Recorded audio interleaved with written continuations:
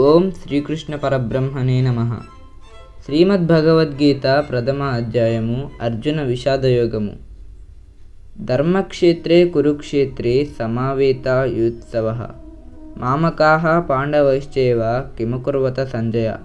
ధృతరాష్ట్రుడు సంజయునికి చెప్పెను, ఓ సంజయ, నా వైర్లైన దుర్యోధనాదులు మరియు పాండురాజపుత్రులైన ధర్మరాజాదులు సంధి పసక్కోవడం చేత యుద్ధము చేయడానికై పూనుకున్నారు కదా. వారు పూనుకొని పుణ్యభూమి అయిన కురుక్షేత్రమునకు పోయారు. అచ్చట చేరిన పిమ్మట వారేమి చేశారు అనగా, ఆ క్షేత్ర మహిమను బట్టి వాళ్ళలో ఏమైనా మార్పు వచ్చిందా, లేదా మంచి బుద్ధి పుట్టి సంధి కొడబడినారా, లేక యుద్ధము చేశారా? దృష్ట్వా తు పాండవానీకం ప్యూఢం దుర్యోధనస్తదా ఆచార్యముపసంగమ్య రాజవచనమబ్రవీత్. ఓ ధృతరాష్ట్ర మహారాజా, మీ వాళ్ళ యొక్క పాండవుల యొక్క ఇరువురి సైన్యాలు కురుక్షేత్రం చేరిన తరువాత యుద్ధానికి సన్నద్ధులైనారు. వారికి అనుగుణంగా వారి వారి సైన్యాలను వ్యూహాలుగా ఏర్పరచుకున్నారు. నీ పుత్రుడు మరియు రాజు అయిన దుర్యోధనుడు వ్యూహములో భాగంగా తన గురువైన ద్రోణాచార్యుడి వద్దకు వెళ్ళి ఆయనతో ఒక మాట చెప్పాడు. అదేమిటంటే, పశ్యైతాం పాండుపుత్రనామాచార్యః మహతీం చ మూం వ్యూఢాం ద్రుపదపుత్రేణ తవ శిష్యేన ధీమత. ఓ ద్రోణాచార్యుడా, మన ఎదుట ఉన్నట్టు ఈ పాండవ సైన్యం ఎంత గొప్పదిగా ఉన్నదో చూడు. ఇది గొప్పది ఒకటి మాత్రమే కాదు, అనేక విధములకు వ్యూహములుగా సమర్పబడి ఉన్నది. ఈ వ్యూహములు పన్నిన వాడెవడనగా నీ శిష్యుడును, ద్రుపద రాజపుత్రుడును, బుద్ధిశాలియును, పాండవ సైన్యమునకు నాయకుడునగు దృష్టద్యుమ్నుడు. ఇతడు వ్యూహములు పన్నుటయందు మిగుల నిపుణత గలవాడు. కనుకనే ఇతనిని పాండవుల తమ సైన్యమునకు నాయకునిగా నియమించారు. అత్ర శూరా మహాశ్వేశ భీమార్జున సమాయుధి యుధానో విరాటశ్చ ద్రుపదశ్చ మహారథః దృష్టకేతుశ్చేకితానః కాశీరాజశ్చ వీర్యవాన్ పురుజిత్కుంతి భోజశ్చ శైబ్యశ్చ నరపుంగవః యుధామన్యుశ్చ విక్రాంత ఉత్తమౌజాశ్చ వీర్యవాన్ సౌభద్రో ద్రౌపదేయాశ్చ సర్వ ఏవ మహారథః. ఈ పాండవ సేనయందు మిగుల గొప్ప విలుకాండ్రును, యుద్ధమునందు భీమార్జునులతో సమానులగు శూరులు కలరు. వారెవరనగా చెప్పుచున్నాను వినుము. సాత్యకి, విరాటరాజు, మహారథుడగు ద్రుపదుడు, దృష్టకేతువు, చేకితానుడు, పరాక్రమవంతుడగు కాశీరాజు, పురజిత్తు, కుంతిభోజుడు, నరశ్రేష్ఠుడగు శైభ్యుడు, పరాక్రమశాలియగు యుధామన్యుడు, మహావీరుడగు ఉత్తమౌజుడు, అభిమన్యుడు, ఉపపాండవులు, వీరందరూ మహారథులే. అస్మాకం తు విశిష్టాయే తాన్నిబోధః ద్విజిత్తోత్తమ నాయక మమ సైన్యస్య సంజ్ఞార్థం తాన్ బ్రవీమితే. ఓ బ్రాహ్మణోత్తమ, మన వారిలో ఎవరు శ్రేష్ఠులో, నా యొక్క సైన్యమునకు ఎవరు రక్షకులో వారిని నీకు తెలియుటకు చెప్పుచున్నాను, వారిని తెలుసుకొనుము. భవాన్ భీష్మశ్చ కర్ణశ్చ కృపశ్చ సమితిజ్ఞయః అశ్వత్థామ వికర్ణశ్చ సౌమదత్తిస్తథైవచ అన్యే చ బహవః శూరా మదర్దేత్యక్తజీవితాః నానాశస్త్రప్రహరణాస్పరే యుద్ధవిశారదాః. మీరుడు, భీష్ముడు, కర్ణుడు, రణమున జయముశీలుడగు కృపాచార్యుడు, అశ్వత్థామయు, వికర్ణుడు, అలాగే సోమదత్తుని కుమారుడగు భూరిశ్రవుడు మొదలగు అనేకులు మరియు ఇతర శూరులు నా కొరకు విడవబడిన ప్రాణము గలవారు. వీరందరూ బహువిధములగు శస్త్రాస్త్రములు గలవారును యుద్ధమునందు ఆరుతేరిన వారై ఉన్నారు.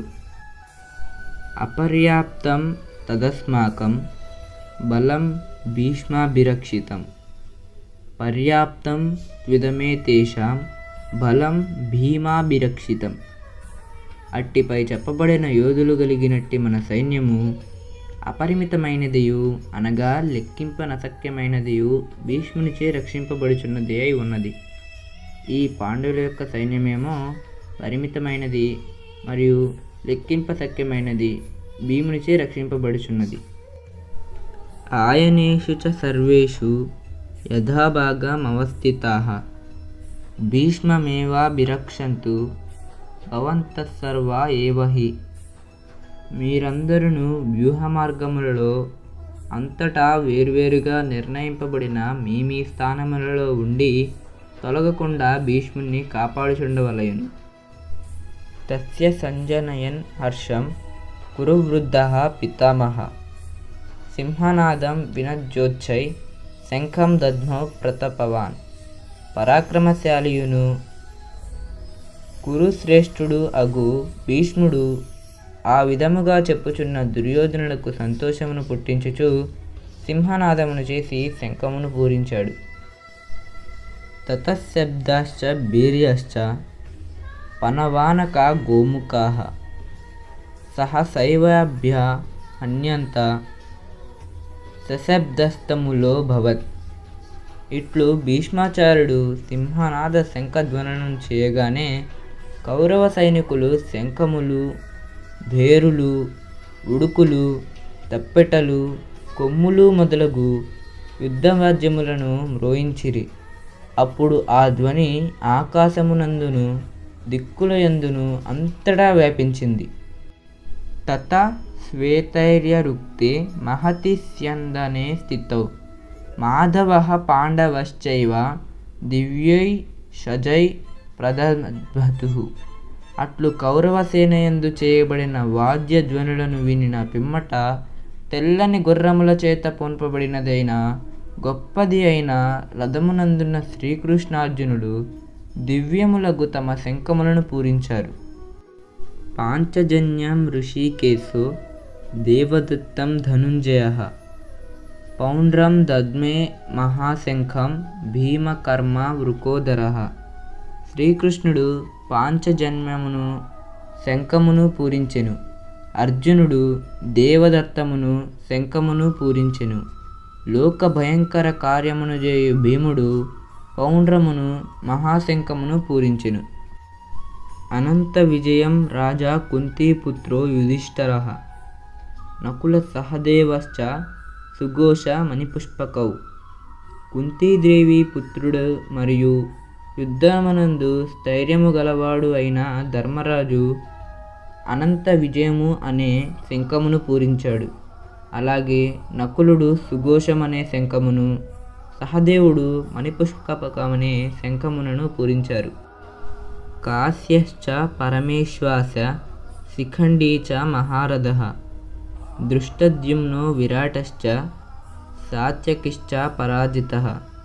ద్రుపదో ద్రౌపదేయాశ్చ సర్వశః పృథివీపతే సౌభద్రశ్చ మహాబాహు శగ్మాన్ దద్ముః పృథక్ పృథక్.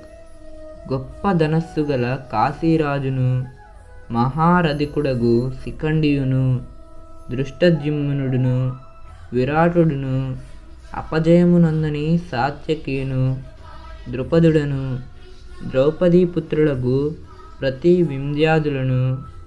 ఓ ధృతరాష్ట్ర మహారాజా, గొప్ప భుజములు గల అనగా ఆజానుబాహుడగు సుభద్రాపుత్రుడైన అభిమన్యుడును ఈ మొదలగు యోధులందరూ వేరువేరుగా తమ శంఖములను పూరించిరి. ఇది ఇవాల్టి మన వీడియో. ఈ వీడియో మీకు నచ్చితే తప్పకుండా లైక్ చేసి మన ఛానల్ని సబ్స్క్రైబ్ చేసుకొని పక్కనే ఉన్న బెల్ ఐకాన్ని క్లిక్ చేయండి. ఇలా చేయడం వల్ల మేము తర్వాత పెట్టే రెండవ భాగం యొక్క వీడియో ముందుగానే మీకు నోటిఫికేషన్ రూపంలో అందుతుంది. Thanks for watching.